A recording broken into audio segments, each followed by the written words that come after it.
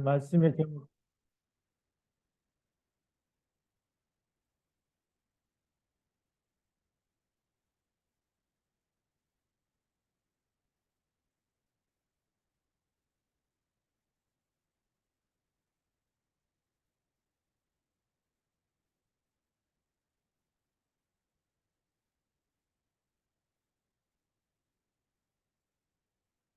로마서 16장 23절에 나와 있는 우리 중직자 가이오. 그래서 오늘은 중직자와 전도라는 것입니다.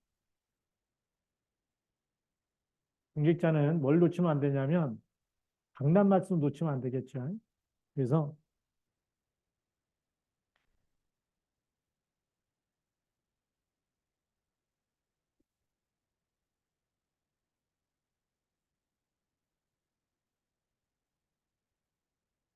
이제 중직자의 첫 번째 미션, 이 강단 말씀을 붙잡아야 되는데 붙잡아야 될 이유가 있겠죠. 우리가 무엇을 생각하느냐에 따라서 이 생각하는 것이 뇌에 각인되고 이것이 또 영혼에 각인됩니다. 근데 우리가 강단 말씀을 놓치고 살아가면 세상의 것이 계속 염려와 근심과 걱정과 이게 세상 생각이 계속 들어오는데 이게 영혼 속에, 뇌 속에, 영혼 속에 각인되면 이것으로 응답받거든요. 그래서 말씀이 없는 염려와 근심이 계속 들어가면 뭐가 될까? 영혼이 황폐해집니다. 그래서 이 생각에 말씀이 들어가느냐, 우리가 세상에 근심이 들어가느냐에 따라서 말씀이 들어가면 우리 뇌에 각인되고 우리 영혼이 힘을 얻게 되죠. 예. 영적인 풍성함. 예. 그런데 이게 근심이 들어가면 영혼이 황폐해집니다. 우리 영혼이 힘을 얻게 되는데 말씀은 생명이기 때문에 이것이 나중에 우리의 삶에 굉장히 많은, 여기는 저주와 재앙이 따라올 수밖에 없는 거죠. 여기는 보좌의 축복이 계속 임할 수밖에 없는 겁니다. 그리고 이거는 영원한 것이 되죠. 그래서 천국과 지옥으로 그렇게 갈라집니다. 그만큼 말씀이 중요하죠. 어,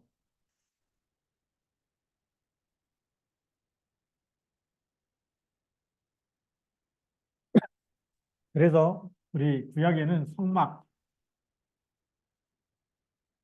그 안에 언약궤, 언약궤 속에 뭐가 있었죠? 언약, 십계명과 십계명이 들어있었죠. 하나님의 언약. 뭐가 중요하다는 거죠? 예, 이 성막은 예배를 얘기하는데 예배당에 와서 우리가 언약궤와 그 속에 있는 언약, 이 말씀을 붙잡아야 되는데 그게 강단 말씀.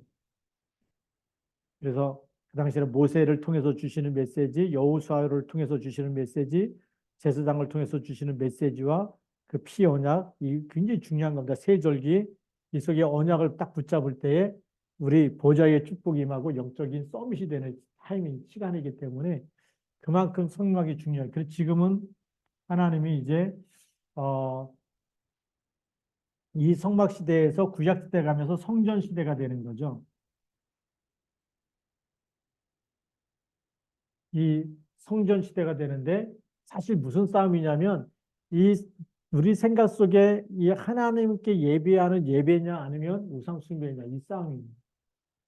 그래서 왜 성전이 건축을 해야 되느냐 다윗이 이 성전 건축을 해야 될 이유가 있었어요. 이스라엘 백성을 그냥 놔두면 그 가나안 땅에 있는 수많은 민족들의 뭘 따라갈까요? 우상 숭배를 따라갈 수밖에 없겠죠. 그 땅, 정복한 땅이 우상 숭배라고 하는 이런 문화로, 이게 이제 우리가 흑암 문화라 그러는데, 이 흑암 문화 속에 빠져 있다 보면 뭐가 올까요? 계속 재앙이 들이닥치는 거죠. 이 재앙 속에 전쟁도 있고, 포로가 되고, 이렇게 될 수밖에 없는 거죠. 그래서 이 속에 갈 거냐, 우리 후대가 이제 하나님께 예배하면서 하나님을 예배하면서 우리는 빛의 문화로 그래서 재앙이 아니라 이 땅의 재앙을 막고 하나님의 축복을 누리며 축복을 전달하는 여기로 가느냐. 이게 너무 중요한 거예요. 그래서 제1성전이 솔로몬 성전이었고 제2성전이 스룹바벨 성전이었고 제3성전이 무슨 성전이죠? 헤롯 성전입니다. 근데 이 성전이 헤롯 성전의 이곳에서 장사하고 있었다니. 어디서요? 이방인의 뜰에서.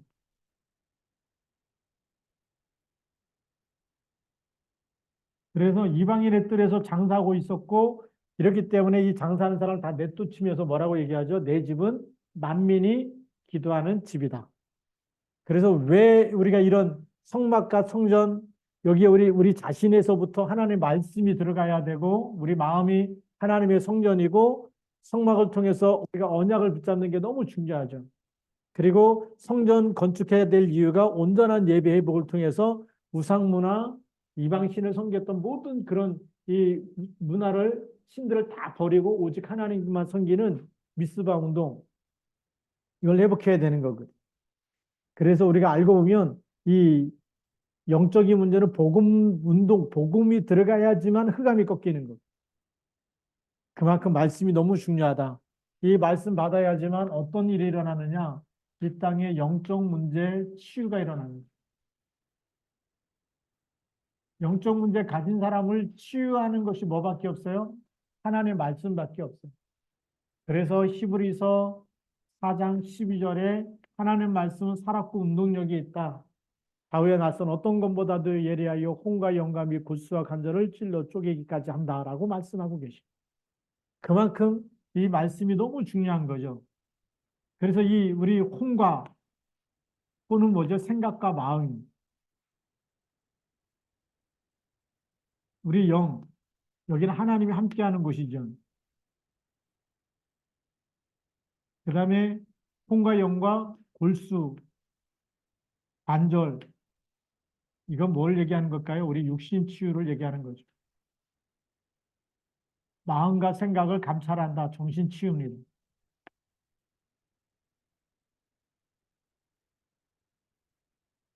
그래서 이 마음과 생각까지도 하나님이 주신 생각, 이 말씀이 들어오면 이게 마귀가 주는 생각인지 하나님이 주는 생각인지 분별력이 생긴다는 거죠. 그래서 하나님의 것을 딱 붙잡게 되는 순간부터 성령의 인도를 받게 되고 보좌의 축복을 누리게 되는 겁니다. 그만큼 강단 말씀이 너무 중요한데 말씀 붙잡아야 되는데 이 영적 문제 치유하는 답이 뭐밖에 없다? 말씀밖에 없다. 그만큼 말씀이 중요합니다. 자, 그 다음에 두 번째로 우리가 봐야 될 것이 말씀 붙잡고 말씀이 딱 정리가 되어 있으면 이제는 메이슨 전쟁에 승리해야 됩니다. 영적 싸움이죠.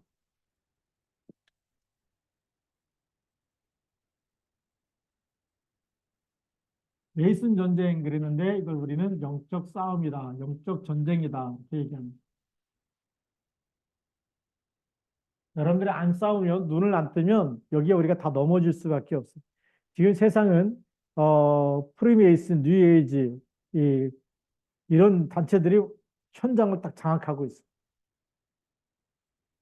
그래서 이 세상 문화를 장악하는데 누가 장악하고 있느냐가 중요하죠. 눈에 보이지 않는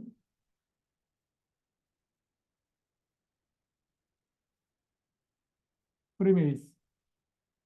그 다음에 뉴에이지 무브먼트 그래서 뉴에이지 운동하는 이런 단체들이 장악하고 있어요. 그 다음에 세 번째는 유대인 조직들이 이렇게 장악하고 있죠. 세계를 움직이면서 이렇게 하나님 없는 걸로 꽉 이렇게 장악하고 있는데 우리는 이, 이거를 우리가 정복해야 되잖아요. 세상의 흑암 문화를 정복해야 돼서 이걸 뒤집어요. 흐름을 바꿔놔야 되는데 여기에 누가 쓰임 받느냐? 중직자를 하나님 부르신 겁니다. 여러분들이 세상에 살면서 마태복음 산산적 그곳에 하나님의 나라가 임하도록 기도의 비밀을 가지고 현장 예배를 회복하고 현장에서 언약을 전달하고 이게 너무 중요합니다. 그래서 그렇게 우리가 현장에 하나님 나라 임하도록 하는 중직자로 하나님 부르셨어요. 마태복음 6장 33절. 이 일에 쓰임 받는 사람은 우리는 홀리 메이슨이라 그러죠.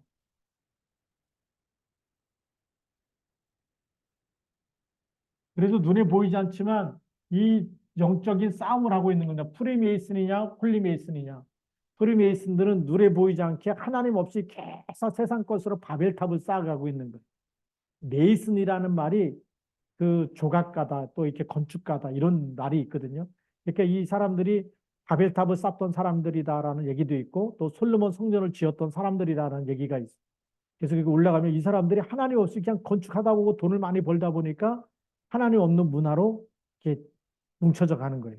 그러면서 세상을 움직이기 시작했어요. 지금도 그렇죠. 뭐 두바이 빌딩 뭐 이런 거 막 세우고 나면 뭐가 되죠? 그 이름을 높이잖아요. 꼭 창세기 11장 사건이 일어나는데 그런 것처럼 얼마나 그거 하나 건설하고 나면 수많은 돈을 얼마나 벌겠어요. 아파트 단지들 이렇게 보니까 재건축한다든지 이렇게 하면은 돈을 수백억을 버는 거예요. 그러니까 대장동 사건 같은 게 일어나는데 거기에 보이지 않는 뭐가 있을까요? 이 프리메이슨 조직들이 메이슨이라는 것이 이제 그런 건축가들이란 말이거든요. 그러니까 그런 수많은 자금을 모아가지고 이 흑암 문화를 만들고 우상 신전을 만들면서 지금 세상에 이 완전히 사단이 장악하도록 이렇게 거기에 영적 사실도 모르고 그렇게 인도받고 있는 거예요. 그러니까 우리가 여기에 누가 나와야 되느냐? 영적 싸움할 수 있는 홀리 메이슨 나옵니다. 예. 그래서 여기 하나님 우리를 이 현장을 살리도록 중직자와 렘넌트를 부른 겁니다.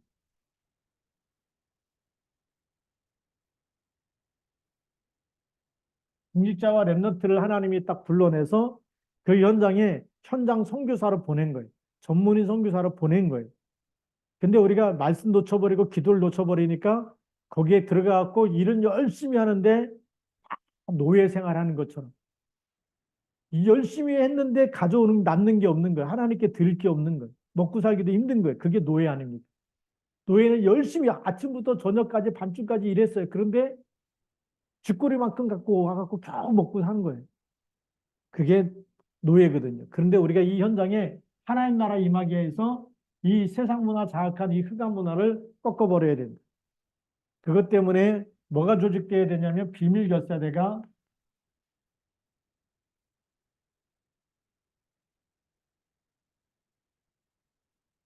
하나님과 이명 계약 속에서 내가 생명 걸고 이 일만큼은 하나님 앞에서 이행하겠습니다. 서원하는 거죠. 네, 그런 중직자가 나왔다는 거예요. 그래서 그 사람들이 로마서 16장에 보호자들이요. 이 사람들을 보니까 보호자 누가요? 베베 같은 자매가 보호자 역할을, 동역자 역할을 또 했습니다. 누가 동역자 역할을 했죠? 브리스가 부부죠. 이런 중직자들이 완전히 생명을 내놓고 복음 운동의 동역자가 됐어요. 거기다가 또 우리 식주인 역할을 했어요. 누굴까요? 가이오가. 그 당시 모든 교회의 식주인 역할을 감당하면서 이렇게 흑암세를 무너뜨리는 일에 승리했습니다. 그래서 우리가 이제는 이런 메이슨 전쟁이 결국은 무슨 전쟁이냐? 이것이 성전 전쟁에 승리한 여기서 승리하게 되면 우리가 성전 전쟁, 교회 전쟁에서 승리할 수가 있어요. 여기에 중직자가 쓰임 받는 겁니다. 그래서 앞으로는 무슨 싸움이냐면 문화 싸움이죠.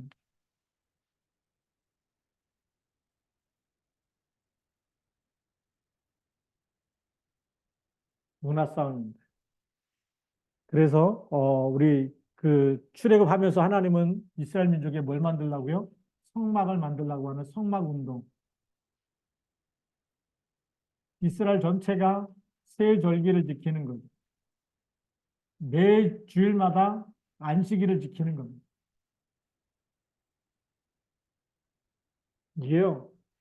하나님 중심으로 계속 예배하면서 영적 서밋 문화를 만들어가는 거예요. 그렇지 않으면 뭐죠? 노예로 있었던 것이 체질이 안 바뀌는 거예요. 이걸 40년 동안 하면서 하나님 중심으로 완전히 바꿔야 나야 가나안 정복해서 하나님 중심으로 살 수가 있어요. 이 각인뿌리 체질을 안 바꿔놓으면 노예 근성, 광야 근성이 나올 수밖에 없겠죠.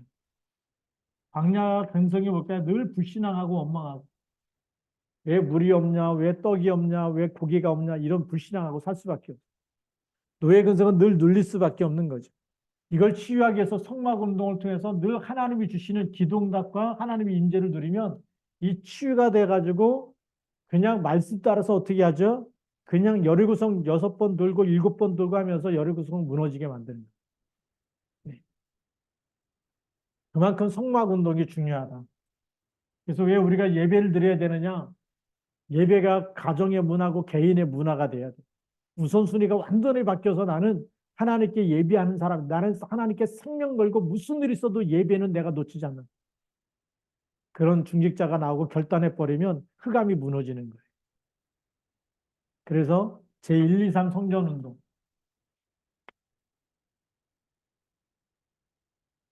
이 성전을 회복해야 되는데 예수님 당시에 이 헤롯 성전, 제3회 성전이 회복 성전인데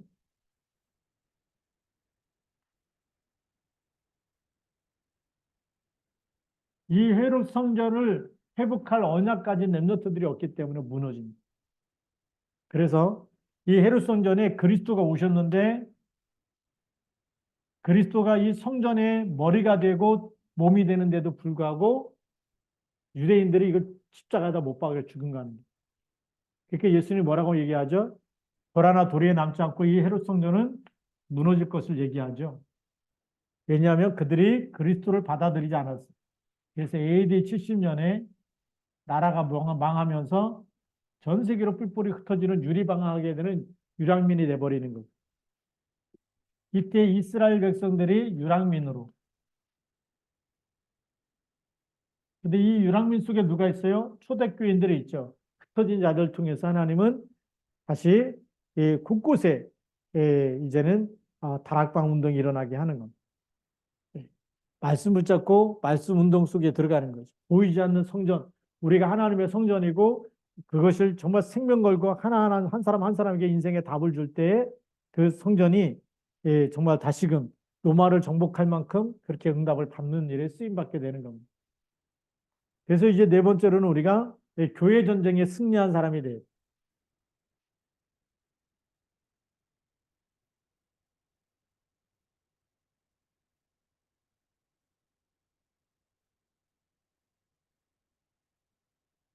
교회 전쟁에 승리해야 되는데 무슨 싸움이냐? 이거는 예배 싸움입니다.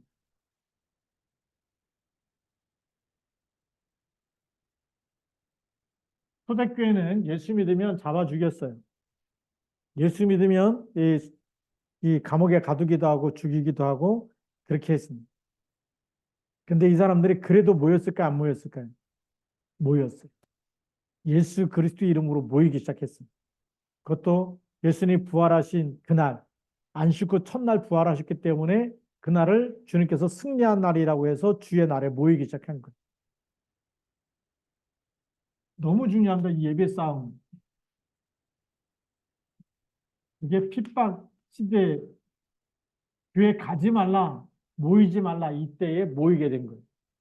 지금 우리 코로나 이후에 많은 교회들이 무너졌거든요. 근데 지금 남은 자들이 누구냐? 진짜 나는 무슨 일이 있어도 나는 하나님께 예배하는 자입니다. 교회 와서 예배 드려야 돼. 이제는 어 그냥 있으면 자꾸 여러분들이 나태해집니다. 지금 우리 비대면으로 예배 드리냐 화면 다 켜고 예배 드려야 정상인데 화면 끄고 한다는 얘기는 뭐냐면 내가 예배 말씀 들으면서 하고 싶은 거 내가 할 일 다 한다는 거거든요. 그게 집중이 안 되는 거예요. 여러분들 개인적으로 영적인 엄청난 손해가 일어나는 거예요. 그래서 진짜 예배 드리는 사람들은 화면 다 켜고서 그리고 말씀 받아 적으면서 예배 드리죠. 핍박시대에도 어디로 모였냐? 교회로 모였어요.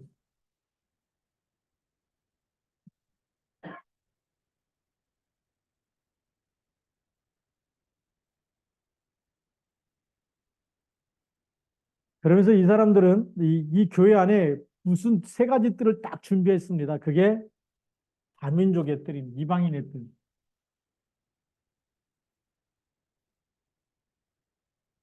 이 이방인의 뜰을 제일 먼저 세운 교회가 안디옥 교회죠.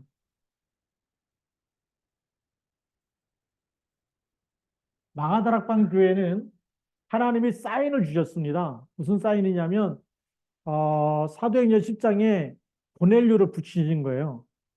그 베드로가 환상 중에 피장 시몬의 집 그 옥상에서 그 비몽사몽간에 기도하는 거다가 하나님께서 부정한 짐승을 이렇게 보자기에 싸가지고 잡아먹으라라고 내가 이렇게 부정한 짐승 못 먹습니다. 그때 또 꿈꾸다가 이렇게 또 잡아먹으라 세 번이나 보여줬는데 세 번 그런 부정한 짐승이 보자기에서 하늘에서 내려오는 걸 보고서 하나님 먹으라 그런 걸 부정해서 안 먹는다고 할 때에 밖에서 문에 두드려가서 이렇게 베드로 선생님 있느냐 그래서 고넬료가 보낸 사람들이 오게 되죠. 그래서 따라가게 됩니다. 갔던 그죠?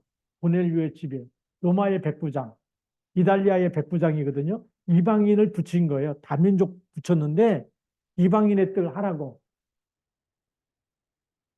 근데 이 예루살렘 마가다락방 교회가 유대인들만 믿다가 어느 날 이 베드로가 고넬료의 집에 들어가서 세례를 줬다 이런 말 들으니까 또 왜 이방인의 집에 들어갔냐라고 얘기한 거예요. 예수님이 부활 메시지 속에 그러므로 너희는 가서 모든 민족으로 제자를 삼아라고 얘기했어요. 사도행 1장 8절 승천하시기 전에도 뭐라고 얘기하죠? 오직 성령이 너희에게 임하시면 너희가 권능을 받고 예루살렘과 온 유대와 사마리아와 땅 끝까지 이르러 그랬는데 초대교회가 그 언약을 놓쳐버리니까 왜 이방인의 뜰에 들어 이방인을 만나서 식사하고 세례를 줬느냐라고 베드로한테 따진 거예요. 그러면 베드로가 예수님이 이렇게 미션 주지 않았냐? 모든 민족 땅 끝까지 가라 그러지 않았냐? 그래서 그들한테 이 세계복음의 언약을 전달해야 되는데 내가 이렇게 그 피장 시몬의 집에서 기도하다 보니까 뭐 보자기가 하늘에서 내려왔는데 보니까 부정한 짐승이고 안 먹겠다 그러는데 또 내려오고 세 번이나 그렇게 했다. 이제 그렇게 사실을 얘기해. 그것도 사실인데 더 중요한 예수님의 메시지 전달에서 이게 이방인의 복음화, 세계 복음화 하나를 시작하라는 거다. 사인이다라고 얘기했으면 이 마가다락방 교회, 예루살렘 교회가 굉장히 크게 쓰임 받는데 그걸 트집 잡은 거예요. 그걸 우리는 선민 사상이 치유 안 됐다라고 얘기해요. 그러니까 하나님이 이 안디옥 교회 스데반의 환란으로 인해서 사도행전 11장 19절 스데반의 환란으로 인해서 흩어진 자들이 구브로와 안디옥에 이르러서 헬라인 이방에게 복음을 전하게 된 겁니다. 하나님이 얼마나 기뻐하는지 안디옥 교회가 세워진 거예요. 그때 누가 쓰임 받죠? 중직자들이 쓰임 받습니다. 우리 중직자들이 빨리 하나님이 쓰시는 그릇을 준비해야 돼요. 여러분 마음속에 뭐가요? 다민족, 237 나라 이게 항상 있어야 됩니다. 어디 가든지 이 사람이 한국 사람이냐 외국 사람이냐 따지지 않고 누구에게나 다 복음을 전해야 됩니다. 헬라인에게 전해갖고 안디옥 교회 세워지고 이 안디옥 교회가 사도행전 13장 1절부터 12절에 최초로 세계복음하는데 선교사를 파송하게 됩니다. 얼마나 이 멋있게 쓰임받는지 모릅니다. 그러니까 이 이방인의 뜰이 있어야 되고 두 번째로는 첫 번째고 두 번째로는 우리가 무슨 뜻이 이 세 가지 뜰이죠. 우리가 이번에는 세 가지 뜰 그게 교회 전쟁이에요. 세 가지 뜰을 딱 만들어서 우리가 세계복음화해야 되는데 여기는 기도의 뜰. 그래서 사도행전 13장 1절부터 4절에 보니까 주를 섬겨 금식했다. 이런 말이 나오잖아요. 교회는 기도의 볼을 끄면 안 되는 거예요. 우리가 그래서 새벽 기도회, 저녁 기도회 같이 하는 이유가 여러분들이 정말 그 기도 시간 우리가 불과 뭐 한 2, 30분 이 새벽에는 한 30분 정도 조금 안 되게 이렇게 기도할 수 있는 시간이 있고 저녁 기도회는 한 10분에서 15분 정도 시간이 있어요. 짧은 시간이지만 우리가 기도의 불을 켜면서 우리가 정말 777 놓고 기도하고 393 기도하고 우리가 선교사님들 위해서 기도하고 이 기도는요 교회를 위해서 기도하고 우리가 환우분들 위해서 기도하고 이 시간에는 하늘 보좌에 하나님의 능력이 임하는 시간입니다. 치유가 일어나는 시간입니다. 이 기도의 뜰이 있어야 됩니다. 그리고 아이들의 뜰.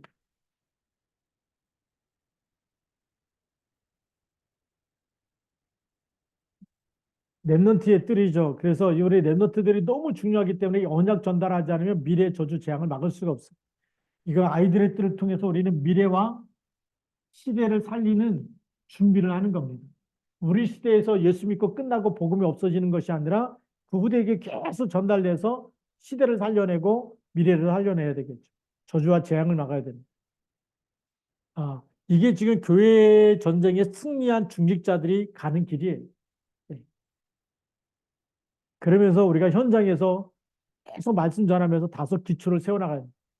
이제 중직자들이 목사님이 다락방 사역자가 아니라 우리 권사님들, 집사님들, 우리 정말 훈련받은 이 제자들이 다락방 사역자가 돼야 되고 팀 사역자가 돼야 되고 또 미션은 가정을 완전히 가정 예배로 만들면서 가정에서 예배 드리면서 가정을 살려야 돼. 미션홈을 만들어야 돼.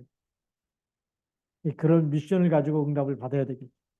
그게 예배 싸움. 그래서 이렇게 예배를 드리면서 세 번째 아까 얘기했지만 다섯 기초. 첫 번째는 다락방이죠. 다락방이 뭐냐? 계속 생명 운동이 일어나고 영접 운동이 일어나도록. 거기에 누가요? 중직자들이 쓰임 받았어요. 그래서 우리 잘 알듯이 사도행전 18장 5절부터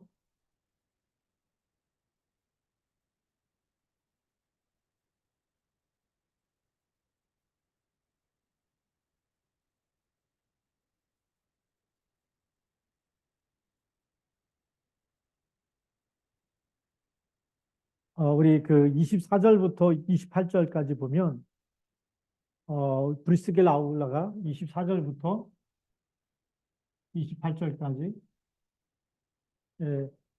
여기에 보면 이제 우리 그 알렉산드르에서 난 아볼로라 하는 유대인을 에베소에 이르는 이 사람은 언변이 좋고 성경에 능통한 자인데 세례 요한의 세례만 알따름이죠. 그래서 브리스길라 아굴라가 듣고서 그 이 아볼로라는 분을 데리고 자기 집에 들어가서 예수가 그리스도라는 답을 주게 됩니다.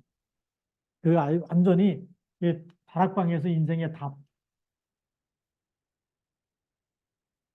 그리스도라는 답을 딱 주는 거죠. 예수가 그리스도라는 답을 주는.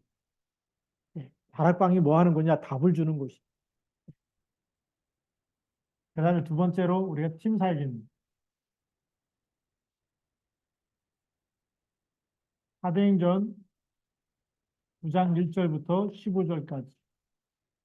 여기는 우리가 잘 될 하나님이 이 바울을 다메섹에서 핍박 예수 믿는 사람들을 잡으러 가는 바울을 꺾어버리죠. 그때 하나님이 아나니아에게 바울에게 가서 안수해하고 기도해주고 보게 해라 그랬더니 핍박하는 사람이고 우리를 잡으러 다니는 사람인데 어떻게 갑니까? 그랬더니 15절 말씀에 미션을 주시죠. 그래서 이 바울을 찾아가서 아나니아가 하나님의 계획을 전달하는 겁니다. 이게 하나님의 계획이죠. 미션을 전달하는 겁니다. 그게 팀사역이에요. 너 왜 이 땅에 왜 태어났는지 아냐? 왜 여기서 돈을 버는 이유가 뭔지 아냐? 이런 사명과 미션을 전달하는 거예요. 이것 때문에 하나님 너를 지금 이렇게 이 문제 속에 있겠다. 이렇게 해서 하나님 너를 꺾으시고 빛 가운데서 예수님이 너를 만난 이유가 뭐냐? 그래서 우리가 이 미션을 딱 팀사역이 있었기 때문에 이 사도 바울이 사도행전 16장 31절에 간수를 만났을 때 정확한 미션을 주잖아요. 주 예수를 믿으라 그래야만 너와 내 집이 구원을 얻으리라. 그래서 너만 믿는 것이 아니라 너와 내 집 전체에게 이 복음 전해서 가정 복음화 이루라는 거예요. 가문을 살려내라는 거죠. 그게 미션이에요. 이런 사명을 깨닫도록 하나님의 계획에 눈을 뜨게 만들고 하나님의 미션을 전달하고 이게 뭘까요? 이게 팀 사역입니다. 우리가 뭐 만났더니 뭐가 맛있고 어디 갔더니 뭐가 정치가 좋고 뭐 정말 볼만하고 어디 갔더니 회가 맛있고 뭐 이런 우리가 세상 얘기만 떠드는 거는 팀 사역이 아니에요. 그런데 우리가 진짜 사명자가 하나님의 계획 속에 있는 사람 만나면 뭘 전달하죠? 하나님의 계획을 전달합니다. 당신을 향한 하나님의 사랑과 하나님의 계획과 하나님이 당신을 얼마나 쓰시려고 하는지 그런 하나님의 뜻을 전달하니까 이 사람이 하나님 앞에 쓰임받는 절대 제자가 되어버리는. 그래서 제자를 세우는 것이 팀 사역이에요. 이제 우리 권사님들이 만나면 먹고 먹는 거 마시는 거 조금만 얘기하고 하나님의 그 사람을 향해서 늘 기도하다가 하나님의 것을 전달해 줄 수 있어요. 저는 이제 지금도 생각나는 게 있는데 우리 예전교회에서 지금 은퇴하셨지만 그 장규선 목사님이 저를 만나기만 하면 우리 큰아들 이름을 안 돼서 대은에게 똘똘한 놈인데 걔는 신학해야 되는데 계속 그 얘기하는 거예요. 그 뭐죠? 그 목사님 만날 때마다 후대까지도 이렇게 하나님이 이렇게 썼으면 좋겠다라는 생각을 전달해 주고 있는. 여러분들이 교회 와서 랩너트 볼 때마다 그 아이가 하나님 앞에서 어떻게 성공해서 어떻게 하나님의 뜻을 이루고 하나님의 쓰시는 일꾼 되어지는지 그런 비전을 줄 수 있다. 그거는 기도하는 권사님이고 장로님입니다.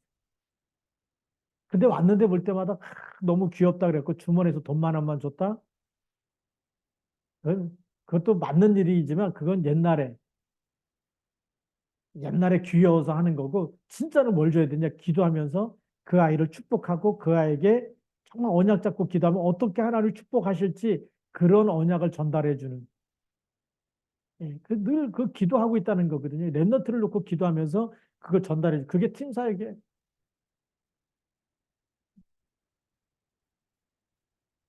그게 돼야 되죠.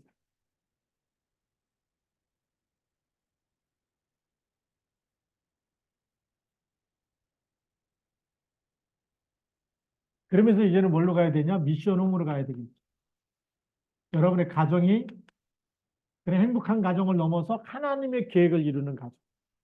여기에 후대들과 이 가정에 찾아오는 사람, 친척과 모든 사람들이 그 가정에서 아, 이 집은 정말 하나님만 섬기는 가정이고 하나님만 섬기니까 이렇게 하나님이 축복하시는구나.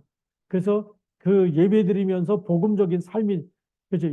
어떤 집은 보면 예수 믿는데도 늘 싸우고 뭐 율법 충만한 그런 집이 있어. 네가 잘했냐, 내가 못했냐. 그래서 못 살기 힘들다고 이렇게 찢어지는 가정도 많은데 이 미션홈의 가정은 뭐죠? 하나님이 함께하는 가정, 삶이 치유되어서 복음을 누리는 가정, 복음화가 되는 가정. 그렇죠? 너무 편안하면서 행복하면서 하나님의 말씀이 있고 기도가 있고 삶이 하나님의 뜻에 인도받는 이런 그래서 그 가정에 오면 하나님의 계획이 보여지고 하나님의 말씀을 따라가고 이 복음화가 되어지기 때문에 후대들이 또 복음 속에서 이렇게 자연적으로 이 힘을 얻고 인도받는 그런 가정이 나와야 되겠죠. 그러면 우리가 있는 네 번째로 우리의 업이 뭐가 되죠? 이 업에 하나님 나라가 임하고 여기 복음 가진 사람이 일을 하는데 거기가 계속 교회화가 되어지고 이 업에 전문교회가 세워지는 거죠. 그 한 사람 때문에 그 직장에 다니는 사람이 다 예수 믿으면서 거기서 교회가 세워지는 거죠. 그게 전문교회입니다. 다섯 번째로는 이 사람이 살고 있는 지역에까지 하나님의 축복이 나타나겠죠. 그걸 우리는 지교회라고 얘기합니다. 중직자가 한 사람이 복음 받으면 이런 응답을 받는 거예요. 그래서 이 다섯 기초는 뭐냐면 현장교회라고 얘기합니다. 이것이 현장교회다. 우리는 주일날만 드리는 그것만 주일 치화중앙교회에 와서 예배 드리는 것만 예배라고 생각하는데 그게 아니라 하나님은 24시 365일 여러분과 함께 있기 때문에 주일날에는 우리가 모여서 힘을 얻고 하나님께 예배 드리지만 혼자 여러분들이 일하는 모든 곳에서는 뭐가 되죠? 현장교회. 그래서 요셉이 노예로 팔려가는데 여호와께서 요셉과 함께 하심으로 이렇게 됩니다. 그게 현장교회. 그 현장에 하나님 나라가 임하는 거죠. 그래서 이제는 RUTC를 세워나가고 대표적인 교회를 우리가 세워서 이 현장의 흑암 문화를 꺾는 이런 일에 우리가 중직자가 쓰임 받아야 된다. 예, 그래서 중직자가 이 하나님이 원하는 이 전도가 뭔지 모르면 성경적인 전도거든요. 예, 정말 이 복음이 내 속에 들어와서 나를 통해서 계속 확산되어져서 이렇게 지역까지 그래서 이 지교회 그 지역의 대표적인 교회를 세우는 거죠.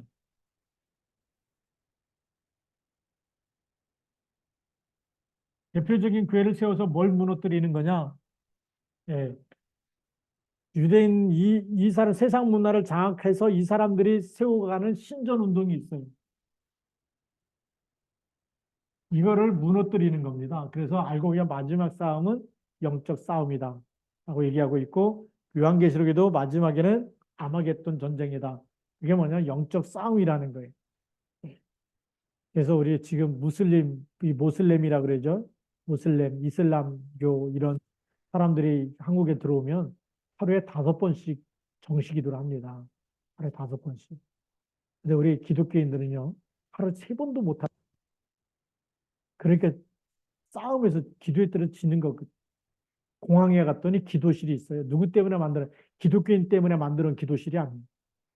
무슬림 때문에 만든 거. 워낙 많이 들어오니까 얼마나 이게 자존심 상합니까?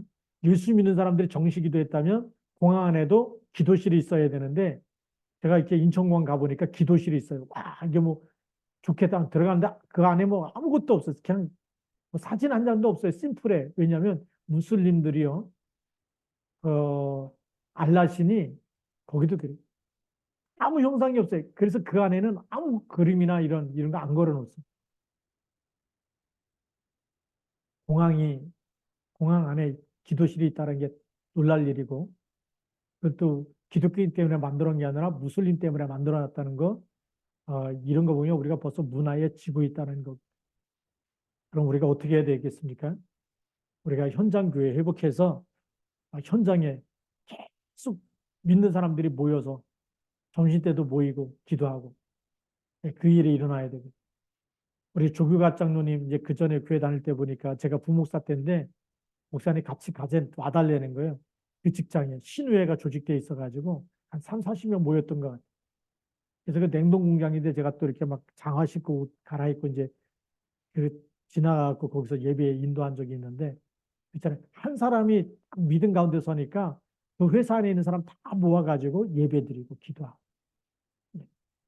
그게 굉장히 중요한 일이거든요.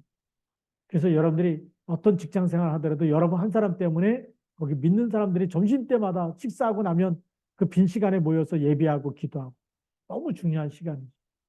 그게요. 그 회사를 살리는 일이고 흑암이 무너지는 일. 네. 이제는 여러분들이 중직자는 현장에서 영적 싸움에서 승리하고 예배에 승리하는 사람입니다. 현장에서 말씀 운동을 피고 말씀으로 답을 주고 그렇게 해서 이것이 나중에는 여러분들의 영원한 축복이 됩니다. 우리가 이 속에 있는 결론이 뭐냐? 우리가 이렇게 조금 헌신했는데 이 헌신한 것은 영원한 것이다. 복음과 전도에 헌신한 것은 영원한 것이다. 네.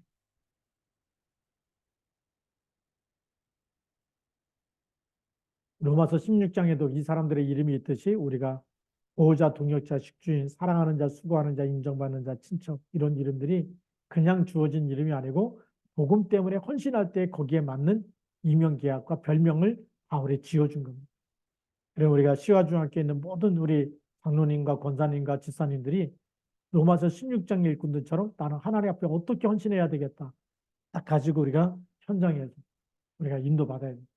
그래서 이제 교회만 잘 다녀갖고 나 직분 안 주나 이런 수준을 넘어서서 이제는 우리가 현장에서 어떻게든지 제자 세우고 말씀으로 인생에 답을 주고 그렇게 해서 현장의 우상문화와 싸우고 현장교회를 세우느냐 평일교회를 세우고 현장교회를 세우느냐 이 미션을 딱 붙잡고서 도전할 때 하나님이 축복하실 줄로 믿습니다. 그게 진짜 중직자예요. 그래서 하나님이 쓰시는 중직자로 교회의 권사님, 장로님이라는 호칭을 넘어서서 하나님이 쓰시는 중직자, 하나님이 정말 너는 보호자다, 너는 동역자다, 너는 식주인, 하나님이 그렇게 칭찬할 만한 중직자가 되길 바랍니다. 그게 진짜 중직자예요. 그렇게 해서 이 주신 언약 가지고 우리가 또 승리했으면 좋겠습니다. 기도합니다. 하나님 아버지 감사합니다.